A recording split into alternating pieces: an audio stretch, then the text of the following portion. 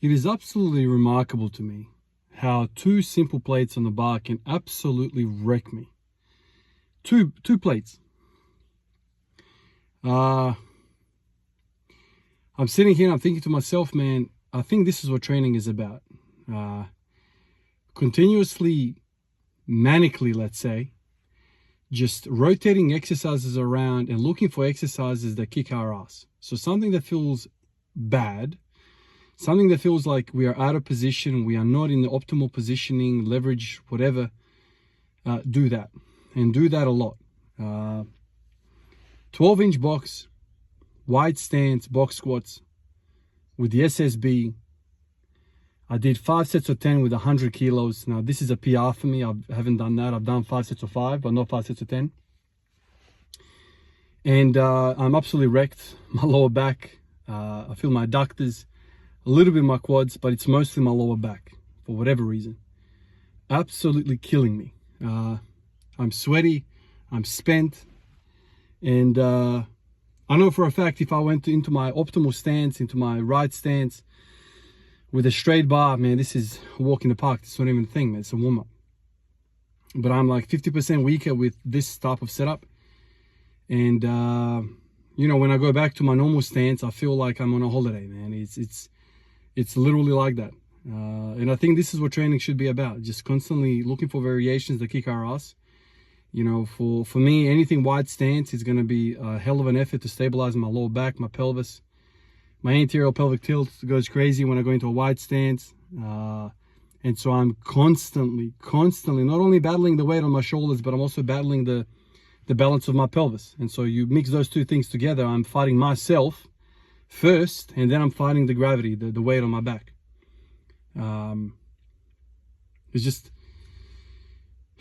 It's remarkable. It's remarkable. Like, you know, I'm sitting here and I'm thinking to myself, like, all of these programs that I had there, and you know, they're all intricate and freaking hard to understand, and, you know, 12-week rotations and all this sort of stuff. And I'm just thinking to myself, maybe the whole thing is just variation.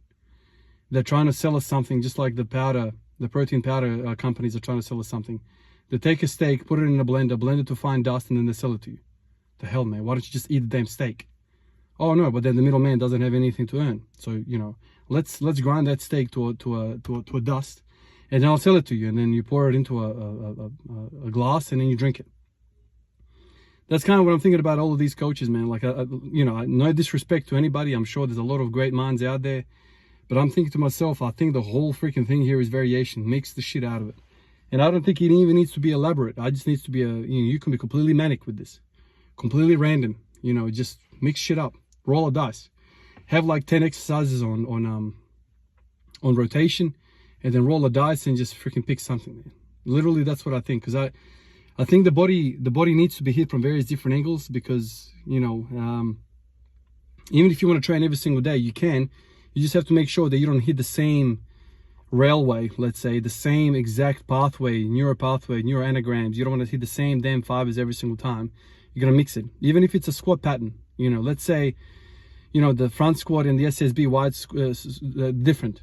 They're different movements. Even though it's a squatting movement, it slightly hits the body in a different way. And those primary fibers that are hit in the front squat, maybe they take a little bit of a break on this one. And then if you have 10 of these freaking things in rotation, then there's like lots and lots and lots of different variation, and the body just, you know, is resting while it's doing stuff. And this is maybe why these guys that are on building sites, construction sites, you know, the guys that are doing labor jobs every single day, they break down because they're constantly doing the same damn shit all the time.